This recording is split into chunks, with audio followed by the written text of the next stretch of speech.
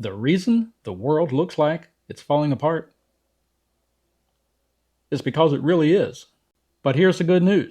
You've noticed and you're taking action. However, starting your prepping journey can feel overwhelming, but it doesn't have to be, and it's not. Today, I'm going to show you 10 very useful, readily available survival items that you can pick up any evening on a shopping trip to your local Dollar General store. The perfect first step for a beginning prepper. My name is Les, and I want to welcome you to the Chef Prepper channel, where we make videos that are worth your time. These 10 items are not going to get you through a 3-year grid down SHTF world without rule of law scenario, but they will help you tremendously on your prepping journey. Item 1 is a pack of bottled water. Why bottled water? Safe drinking water is one of, if not the most important prepping item to have on hand. When the time comes that safe drinking water no longer comes out of your faucet, the stores are going to get emptied from panic buying, and if you don't have water that's safe to drink, you're not going to be able to get it. There are some limits on how long you can store bottled water safely, but bottled water is a very good way to start out with your long-term drinking water plans. For more information on how much water to store, how long you can store bottled water, how to treat water that isn't safe to drink, I highly recommend you watch this video after you watch this one.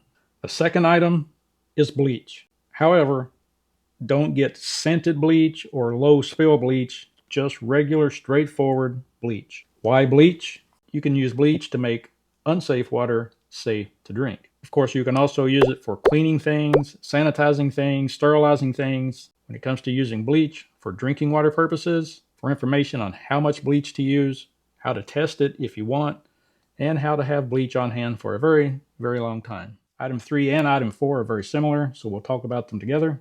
Sardines and tuna. Why sardines and tuna?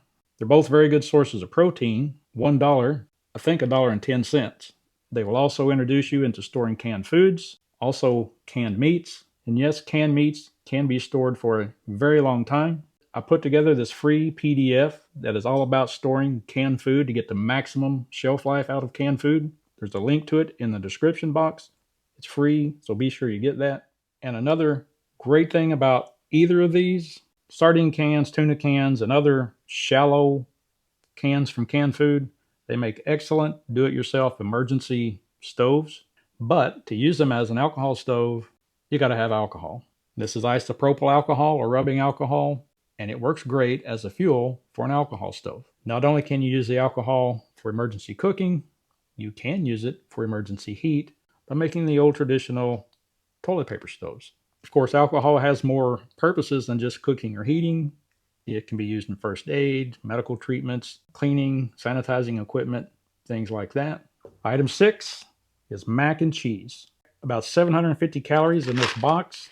Mac and cheese is a great food to learn how or to begin starting using alternative stoves and fuels for emergency cooking.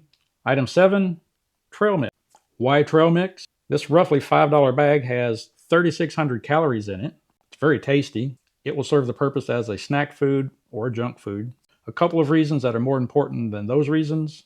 Number 1, trail mix is probably the best example of getting a food to learn how to repackage food for longer term storage. The best and easiest way to repackage trail mix for longer shelf life than it would have in the package is simply put it in a mason jar with a tight fitting lid. A better way than that would be to put it in a mason jar with a tight fitting lid and vacuum seal it. However, trail mix is not a good food to repackage with oxygen absorbers. And the second of those more important reasons that I was talking about is this. Trail mix is also a good food to introduce the idea or concept of foods that require no cooking, no heating, and no power. The 8th item, all-purpose flour. Nearly everyone likes some type of bread product, and you can make any type of bread product out of all-purpose flour. It's also easier to deal with and use than wheat berries, so it's a very good item to start out with in regard to making bread, flatbread, loaf bread, biscuits, rolls, whatever type of bread that you like. The easiest of which is going to be some type of flatbread. There's also another very good reason to get all-purpose flour. And that is just like the trail mix, this can be a good introduction to repackaging food for long-term storage. However, instead of vacuum packing, like is best for the trail mix, the all-purpose flour will store longer with oxygen absorbers. And of course, how long the trail mix or the flour or any other food that you repackage will store depends greatly on how you store it. So in order to help you get the longest storage life possible from things like flour, rice, beans, trail mix, I also put together a free PDF on getting the maximum shelf life out of your storage foods. That PDF is free, and there is a link to it also down in the description box. So be sure you get the free PDFs storing canned food and repackaged food.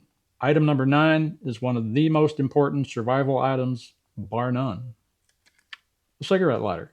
Nearly instantaneous fire for cooking, heat, signaling, or whatever you need fire for. Yes, there's lots of ways to start fires, but the easiest and the one that you're going to want to use and turn to when you have to have a fire or else is a cigarette lighter. The cost of this package of lighters resulted in each lighter being less than $1. I don't think there is a prepping item on the face of the earth that you can get that is as good or important as a cigarette lighter for $1 or less. The 10th item is propane.